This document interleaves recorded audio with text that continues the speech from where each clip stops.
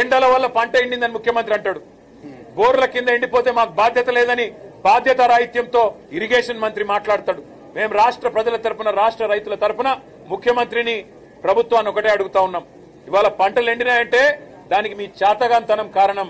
గోదావరిల నీళ్లుండి, కృష్ణల నీళ్లుండి వాడుకోలేని తెలివి తక్కువతనం కారణం. చెరువులు నింపలేని తెలివి తక్కువతనం, పంప్ హౌజ్లు టైంకి స్టార్ట్ చేయలేని తెలివి తక్కువతనం, బరాజ్ ఏమన్నా చిన్న ప్రాబ్లం ఉంటే రిపేర్ చేసి నీళ్లు తీసుకోవాలనే సోయిలేనితనంతోనే ఈ ప్రభుత్వానికి ఇవాళ బాధ్యత మరిచింది. అందుకే మేము రాష్ట్ర ప్రజల తరపున అడుగుతా ఉన్నాం.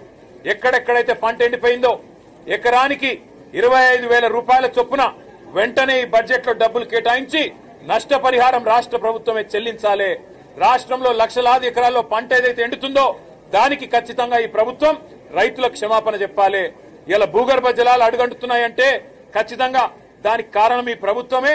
చెరువులు నింపకపోవడం, ఇష్టం వచ్చినట్టు చెక్ డ్యాంలు నింపకపోవడం, ఇష్టం వచ్చినట్టు ఇసుక తోడుకోవడానికి, కేవలం ఇసుకతో దోపిడీ కాంగ్రెస్ నాయకుల జేబులు నింపడానికి మీరు చేసిన నిర్వాహకం అనే కారణం ఇవాళ గుర్తుపెట్టుకోవాలని కోరుతూ, రాష్ట్ర రైతాంగానికి కేసీఆర్ గారు ఉన్నారు, బీఆర్ఎస్ ఉన్నది, మేము భరోసాను ఇస్తూనే ఉంటాం, మీ తరఫున కొట్లాడుతూనే ఉంటాం.